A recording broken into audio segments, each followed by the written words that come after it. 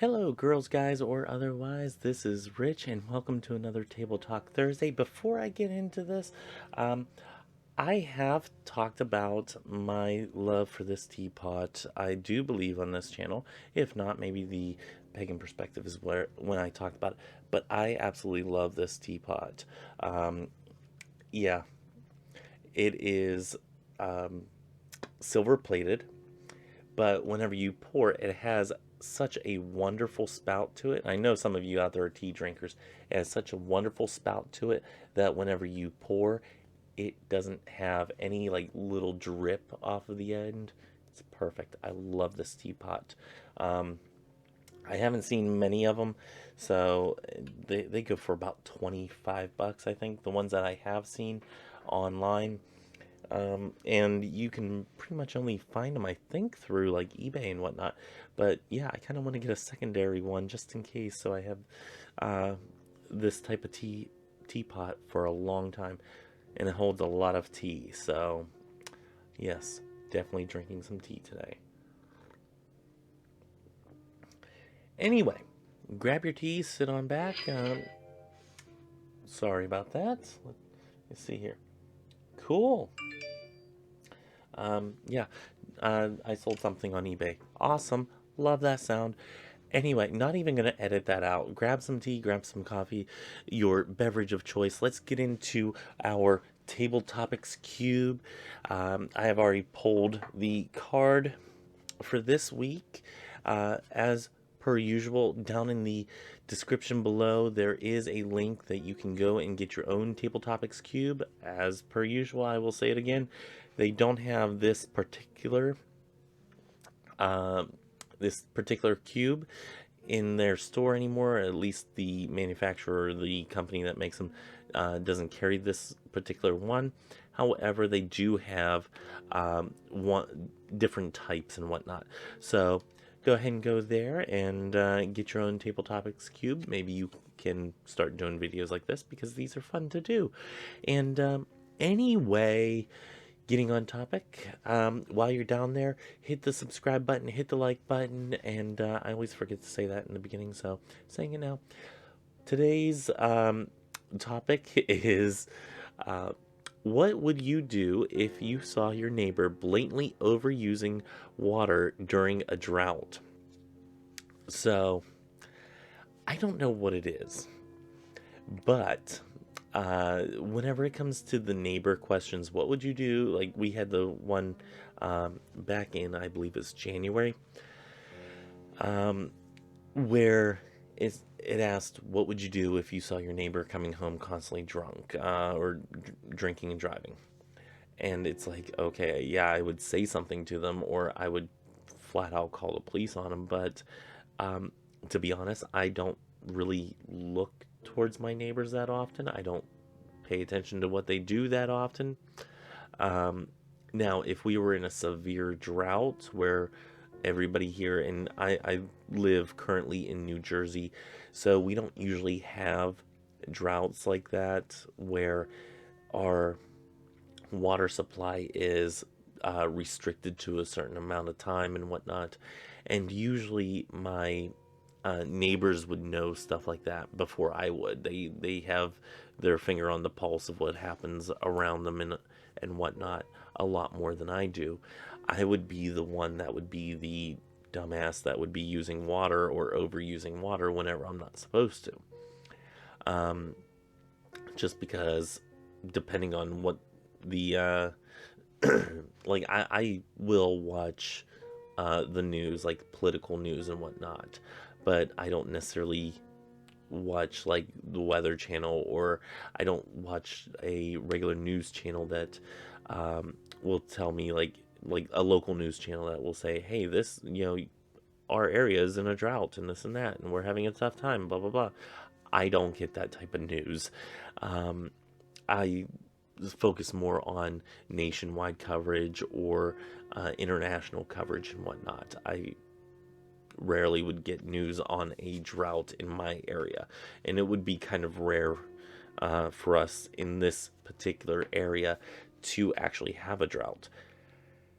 So, if I saw my neighbor blatantly overusing water whenever they were quite certain that there was a drought, I would hope that I would say something to them. Um, I, I would assume that if they were overusing water, that they probably didn't know that we were in a drought, similarly as I wouldn't know. Um, Now, if we all got something in our mailbox that says, "Hey, we're in a drought, only use this much water, blah blah blah," that type of thing, then they have no excuse, and I would be like, "Dude, come on, we're in a drought," something like that. Um, I would hope that I would go up to them and say something, but again, I don't really talk to my neighbors that often. Only one of my neighbors will I like sit there and have a regular conversation with. Um, Even before pandemic times. Even during pandemic times, we'll sit out on the front lawn and shout back to one another and whatnot, but we keep our distance. She'll be over at their door, I'll be like at the garage or something like that, and we'll talk back and forth. But yeah, I don't really talk to my neighbors that often. Maybe we'll see each other in the backyards and we'll talk over the fence, apart from one another and whatnot.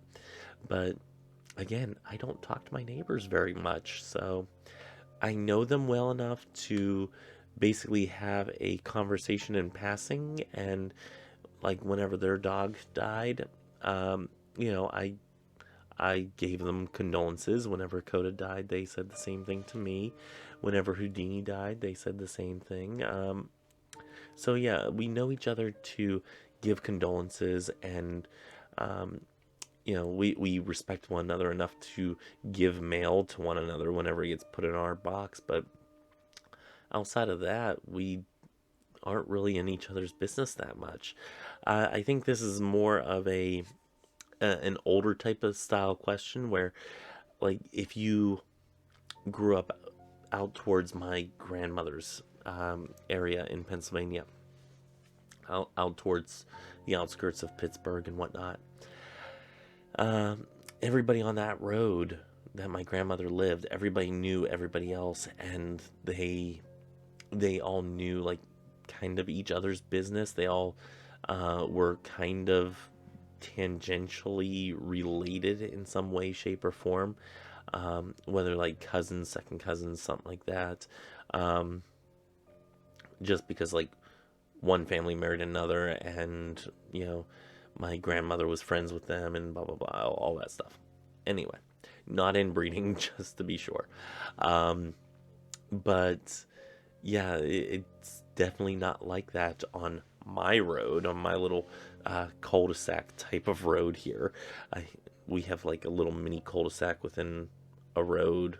It's weird. I've never seen something like this, but it's odd.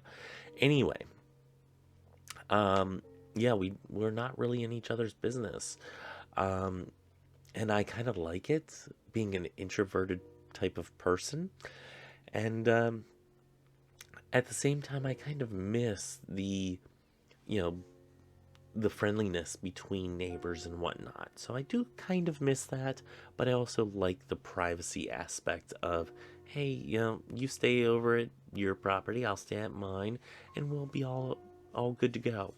So anyway, quick answers on these ones.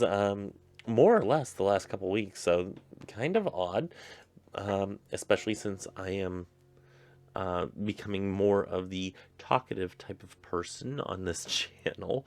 Um, yeah, depending on the situation, I'm a little bit more talkative. But yeah, that's all that I have for today. And I think I just messed up the order that I was putting these in, because they were going like this, I think, right? I don't know. Yes, I was. So I can pick from this side. Got it. Okay. Anyway, you guys didn't need to know all that. You don't really care. I don't think you care. Maybe you do. I don't know. Anyway, that is all that I have for this week. Until next time, let's see. Saturday, as a reminder, is our Witchy Book Club series. We are going through the Inner Temple of Witchcraft. And yeah, we're just chugging along on that one, and I'm gonna assume, even though I'm doing this ahead of time, that we're still chugging along at it. Um, so yeah, until next time, on Saturday, where we will be going through the Intertemple Witchcraft, may you have love, hugs, and ladybugs. Bye bye.